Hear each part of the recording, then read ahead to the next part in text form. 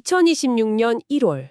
지금 대한민국 부동산 시장에 뭐랄까 아주 서늘한 경고등이 켜졌습니다. 네, 심상치 않은 신호죠. 법원 경매 신청 건수가요. 무려 12만 건을 돌파했어요. 12만 건. 이게 사실 숫자로만 들으면 감이 잘 안 올 수 있는데 맞아요. 제가 계산을 해보니까 이게 하루 평균 300건이 넘고요. 1시간에 14건꼴로 누군가의 집이 그냥 법원으로 넘어가고 있다는 얘기더라고요. 시간당 14건이요? 네. 근데 정말 기이한 건 그 법원의 풍경입니다. 한쪽에서는 정말 평생을 바친 집을 잃는 그런 비명이 들리는 것 같은데 바로 그 옆 입찰실은 그 기회를 잡으려는 사람들로 발 디딜 틈이 없다는 거예요. 그렇죠.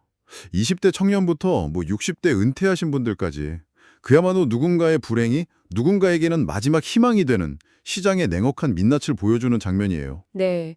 그래서 오늘 저희는 청취자분께서 보내주신 자료들을 바탕으로 이 12만이라는 숫자가 대체 어디서 왔는지, 그리고 이 거대한 생존 게임의 판 위에서 우리가 뭘 보고 또 뭘 준비해야 하는지 그 핵심을 한번 깊이 파고들어 보려고 합니다. 좋습니다. 그럼 먼저 이 문제의 심각성부터 좀 짚어봐야 할 것 같아요. 12만이라는 숫자 뒤에 숨겨진 진짜 의미. 이게 그냥 많다 정도로 넘길 일은 절대 아닌 것 같거든요. 그럼요. 정확한 수치를 보면 2026년 1월 기준으로 12만 3천여 건입니다. 작년 같은 기간보다 무려 38%나 늘어난 수치죠. 38%요? 엄청나네요. 네. 그리고 더 심각한 건 그 내용이에요. 이 중에서 주택이 7만 2천 건, 그러니까 전체의 58%를 차지합니다. 상가나 토지가 아니라 바로 우리가 사는 집이 무너지고 있다는 뜻이죠. 사는 집이요? 지역적으로는 좀 어떤가요? 지역은 역시 수도권에 집중되어 있습니다. 서울에 한 1만 8천 건, 경기가 3만 건. 이 둘만 합쳐도 전체 물량의 40%가 넘어요. 아, 그렇군요. 그런데 경매라고 하면 다 같은 경매가 아니라고 들었어요. 자료에 나온 임의 경매랑 강제 경매, 이게 그냥 법률 용어 차이가 아니라면서요? 아주 정확한 지적이세요. 이 둘의 차이를 이해하는 게 오늘의 핵심 중 하나입니다. 네. 임의 경매는 우리가 흔히 아는 거예요. 은행이 대출금을 돌려받으려고 신청하는 거죠. 아, 이자를 못 내면 진행되는. 맞습니다. 즉, 이자를 감당 못하는 집주인들이 늘고 있다는 신호고요. 반면에 강제 경매는 주로 세입자가 집주인에게 보증금을 돌려받지 못해서 신청하는 겁니다. 잠시만요. 그럼 그건 전세 사기나 역전세난 같은 문제랑 직접 연결되는 거네요. 바로 그겁니다. 임대차 시장이 붕괴하고 있다는 아주 위험한 신호죠. 와, 그럼 지금 이 두 가지가 동시에 늘고 있다는 건 이자를 못 내는 집주인하고 보증금을 못 받는 세입자. 그러니까 대출 시장과 임대차 시장 양쪽에서 동시에 비상벨이 울리고 있다는 거군요. 정확합니다. 시장의 한쪽 기둥만 흔들리는 게 아니고요. 집을 덧받치는 두 개의 기둥이 그냥 동시에 무너지고 있다는 가장 강력한 증거예요. 이게 지금 상황을 아주 심각하게 봐야 하는 이유입니다. 듣보 보니 정말 아찔하네요. 이걸 과거랑 좀 비교해보고 싶은데 2008년 금융위기 때 있잖아요. 그때랑 비교하면 지금은 어느 정도 수준인가요? 아주 좋은 비교 대상이죠. 2008년 금융위기 때 경매 건수가 15만 건까지 치솟았거든요. 15만 건? 그럼 지금 12만 건이니까 거의 근접한 거네요. 네, 수치상으로는 그렇죠. 하지만 위기의 성격이 완전히 달라요. 2008년은 리먼 브러더스 파산이라는 외부 충격으로 갑자기 얻어맞은 급성 쇼크에 가까웠어요. 아, 갑작스러운 충격? 그렇죠. 그런데 지금은 뭐랄까 서서히 목을 조여오는 올가미 같은 만성적인 위기라는 거죠. 고금리와 경기 침체라는 얇은 밧줄이 아주 천천히 하지만 확실하게 우리 가게의 숨통을 조이고 있는 겁니다. 서서히 조여오는 올가미라는 표현이 정말 와닿네요. 그럼 그 올가미를 만든 구체적인 원인 세 가지를 좀 짚어보죠. 자료에서는 금리, 환율, 그리고 착시 현상을 꼽고 있네요. 네, 첫 번째는 단연 금리죠. 기준금리가 3.5% 수준인데 이게 변동금리 대출자들에게는 거의 재앙이 됐어요. 네. 예를 한번 들어볼게요. 만약에 청취자분께서 5억 원을 대출받았다고 가정을 해보죠. 금리가 한 2%일 때는 한 달 이자가 약 83만 원이었어요. 83만 원이요? 네. 그런데 지금처럼 대출금리가 5%대로 오르면 월 이자가 208만 원으로 폭등합니다. 와, 월급은 그대로인데 이자만 125만 원이 그냥 늘어나는 거네요. 월 400번은 직장인이라면 월급의 절반 이상을 그냥 이자로만 내야 되는. 이건 버티는 게 거의 불가능하겠는데요? 그렇죠. 생활 자체가 안 되는 겁니다.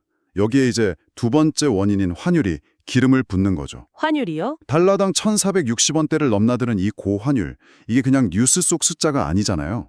우리가 마시는 수입 커피 원두 가격, 빵 만드는 밀가루 가격, 이걸 실어 나르는 트럭 기름값까지 모든 걸 다 끌어올려요. 결국 생활비가 늘어나니까 대출 갚을 돈은 더 없어지는 악순환이네요. 맞습니다.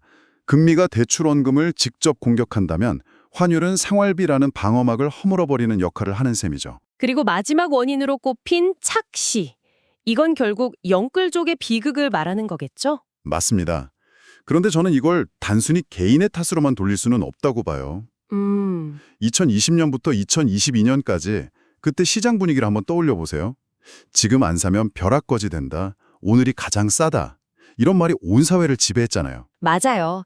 그때는 정말 집값이 영원히 오를 것만 같았죠. 그걸 어떻게 개인의 착시 탓으로만 돌릴 수 있을까요? 그런 분위기를 조정한 사회나 정책의 책임도 분명히 있을 텐데요. 바로 그 지점입니다.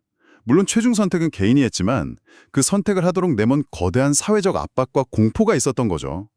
모두가 집값 상승이라는 착시에 빠져서 영혼까지 끌어모아 집을 샀는데 2023년부터 시장이 멈추거나 하락하기 시작한 거예요. 오르지도 않는 집의 이자 부담만 눈덩이처럼 불어나니까 버티고 버티다 결국 경매 시장으로 내몰리게 된 거군요. 네, 그런 흐름이죠.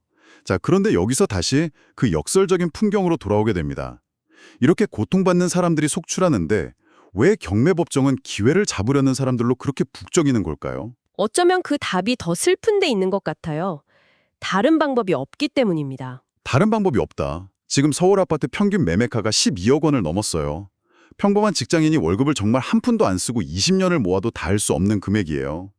일반 매매 시장의 문이 사실상 닫혀버리니까 시세보다 조금이라도 저렴하게 내 집을 마련할 수 있는 유일한 비상구. 그게 경매 시장처럼 보이는 거죠. 네, 가격이 매력적이라는 건 알겠습니다. 시세보다 평균 20% 정도 저렴하다고 하니까요. 근데 세상에 공짜 점심은 없다고 하잖아요. 시세보다 수억 원이 싸다면 그 가격에 상응하는 뭔가 숨겨진 위험이나 불편함이 분명히 있을 것 같은데요. 당연히 있죠. 가격이 싼 데는 다 이유가 있습니다. 그 외에도 경매의 매력을 꼽자면 규제 회피가 있어요. 아, 규제 회피요? 네, 토지거래 허가구역 같은 규제를 받지 않고 또 복잡한 자금 조달 계획서를 낼 의무도 없죠.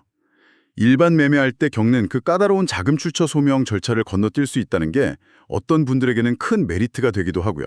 듣다 보니까 나도 한번 해볼 수 있을까 하는 생각이 슬쩍 드는데요. 막상 하려면 어디서부터 어떻게 시작해야 할지 정말 막막합니다. 그 첫걸음부터 마지막까지의 여정을 한번 따라가 볼까요? 좋죠. 예를 들어 제가 지금 3억 원의 종잣돈을 가진 30대 직장인이라고 가정을 해볼게요. 경매로 내 집을 마련하려면 가장 먼저 뭘 해야 할까요? 좋은 가정이네요. 가장 첫 단계는 입찰을 위한 조사입니다. 여기서 손품과 발품이라는 말이 나오죠. 손품, 발품. 네, 손품은 대법원 경매 정보 사이트 같은 곳에서 물건의 권리관계나 감정평가액 같은 서류상 정보를 확인하는 거예요. 하지만 이걸로 끝내면 100% 실패합니다. 아, 그래요? 진짜 승부는 발품, 즉 현장 조사에서 갈려요. 현장 조사의 디테일이 중요하겠군요. 그냥 집 한번 쓱 둘러보고 오는 게 아닐 텐데요. 구체적으로 뭘 봐야 하나요? 내가 이 집에 산다고 생각하고 모든 걸 확인해야 해요. 낮에 한 번, 밤에 한 번 가보는 건 기본이고요. 네네. 아파트 단지 분위기, 지하주차장 연결 여부, 쓰레기 분리수거장 청결 상태, 심지어 내가 살려는 집 창문 앞에 가로등이 밤새 켜져 있는지, 놀이터 소음은 어느 정도인지까지 살아봐야만 알 수 있는 것들을 미리 확인하는 거죠. 와, 정말 꼼꼼하게 봐야겠네요. 그리고 핵심은요, 주변 부동산 중개업소 서너 곳을 방문해서 탐문을 하는 겁니다. 판문이요? 마치 형사처럼요? 네, 맞아요. 일종의 지역정보기관을 활용하는 거죠. 사장님, 이 아파트 105동 503호가 경매 나왔던데 혹시 아시는 거 있으세요? 이렇게 물어보는 거예요. 아, 그러면 인터넷 실거래가에는 절대 없는 고급 정보를 얻을 수 있어요. 아, 그 집은 주인이 인테리어를 싹 해서 비싸게 거래된 거고 보통은 그거보다 5천만 원은 싸요. 라던가 그 라인은 겨울에 해가 잘 안 들어서 다른 동보다 인기가 없어요. 같은 정보들이죠. 와, 그런 정보 하나하나가 입찰가를 결정하는 결정적 근거가 되겠네요. 그쵸. 천만 원, 2천만 원이 왔다 갔다 하는 겁니다. 자, 그렇게 조사가 끝나고 입찰가를 정했다면 법원에 가서 입찰 보증금 10%를 내고 서류를 제출하는 거군요. 그렇게 해서 운 좋게 최고가를 써내면 두 번째 단계, 낙찰로 넘어가는 거고요. 맞습니다. 낙찰이 되면 보통 한 달 안에 잔금을 내야 해요. 이때 부족한 돈은 경락잔금 대출을 활용할 수 있고요. 세 번째는 등기, 즉 소유권을 이전하는 단계입니다. 이때는 중개사가 없으니까 다 직접 해야 하는 거죠? 네, 일반 매매와 달리 모든 걸 직접 챙겨야 해요. 관리비 정산, 도시가스 명의 변경 같은 것들이죠. 좀 귀찮지만 수백, 수천만 원에 달하는 중개 수수료를 아낄 수 있다는 건 엄청난 장점이죠. 자, 그리고 이제 경매의 가장 큰 산, 네 번째 단계, 명도가 남았네요. 기존에 살던 사람을 내보내는 과정인데 이게 정말 감정적으로도 법적으로도 가장 힘든 과정이라고 들었어요. 네, 경매의 진짜 리스크는 여기서 터집니다. 단순히 법적인 절차가 아니라 집을 잃은 사람의 절망과 직접 마주해야 하는 인간적인 과정이거든요. 대화로 이사비 얼마를 쥐어주고 원만히 해결되면 최상이지만 감정적인 저항에 부딪히면 명도 소송을 하고 강제 집행까지 가야 할 수도 있어요. 문을 강제로 따고 들어가서 짐을 드러내는 과정까지 갈 수 있다는 거죠. 생각만 해도 쉽지 않네요. 네, 이 과정에서 드는 시간과 비용, 감정 소모를 내가 감당할 수 있는지 스스로에게 꼭 물어봐야 합니다. 그 힘든 과정까지 모두 끝나면 드디어 마지막 다섯 번째 단계, 입주 또는 수익 실현이네요. 그렇죠. 이제 온전히 청취자분의 집이 된 겁니다. 직접 들어가 살면서 주거 안정을 찾을 수도 있고 전세나 월세를 줘서 안정적인 현금 흐름을 만들 수도 있죠. 아니면 바로 되팔아서 시세 차익을 노릴 수도 있고요. 네, 중요한 건 시세보다 싸게 샀기 때문에 어떤 선택을 하던 일반 매매로 집을 산 사람보다 훨씬 유리한 위치에서 시작할 수 있다는 점이에요. 좋습니다. 그런데 막상 경매 사이트에 들어가 보면 아파트, 빌라, 상가, 토지, 물건 종류가 너무 많아서 어지러워요. 만약에 초보자라면 어떤 물건부터 노리는 게 안전할까요? 딱 한 가지 기준만 기억하시면 됩니다. 환금성. 환금성이요? 네, 즉 내가 원할 때 얼마나 쉽게 현금으로 바꿀 수 있는가. 그런 면에서 초보자에게는 무조건 아파트를 추천해요. 아파트는 수요가 가장 탄탄한 부동산계의 삼성전자 같은 존재거든요. 아, 실패 리스크가 적군요. 그렇죠.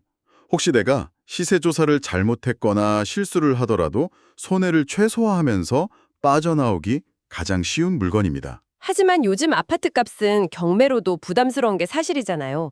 아파트 말고 다른 대안은 없을까요? 물론 있죠. 요즘처럼 아파트 가격이 높을 때는 그 대체재가 주목을 받아요. 예를 들어 역세권에 있고 엘리베이터와 주차 공간이 잘 갖춰진 신축 빌라. 아, 조건 좋은 빌라. 네. 혹은 방 2개 이상 구조로 아파트를 대체할 수 있는 오피스텔, 소위 아파텔 같은 것들이죠. 이런 것들은 환금성도 좋아서 초보자도 충분히 도전해 볼 만해요. 그럼 반대로 이건 절대 하지 마라 하는 것도 있나요? 상가나 토지는 절대 피해야 합니다. 상가는 공실 리스크가 너무 크고요. 토지는 용도 지역이나 개발 계획 같은 전문 지식이 없으면 섣불리 손댔다가 돈이 10년, 20년 묵힐 수 있어요. 네, 이야기를 쭉 듣다 보니까 경매가 단순히 집을 싸게 사는 기술, 그 이상인 것 같아요. 자료에서도 경매의 숨겨진 가치 세 가지를 언급하던데 이 부분이 아주 흥미로웠어요. 네. 첫 번째는 가격 결정권을 내가 줄 수 있다는 점입니다. 가격 결정권이요? 네. 일반 매매는 집주인이 부르는 가격에서 시작하지만 경매는 내가 목표 수익률을 정하고 그에 맞춰서 입찰가를 역으로 계산할 수 있어요. 예를 들어 나는 이 집에서 월세로 연 8% 수익을 내겠다고 목표를 세우면 그 수익률이 나오는 가격 이상으로는 절대 입찰하지 않는 거죠. 아, 시장에 끌려다니는 게 아니라 내가 시장을 주도하는 거군요. 그렇죠. 내가 시장의 가격을 결정하는 주체가 되는 경험을 하게 됩니다. 두 번째는 강제저축 효과네요.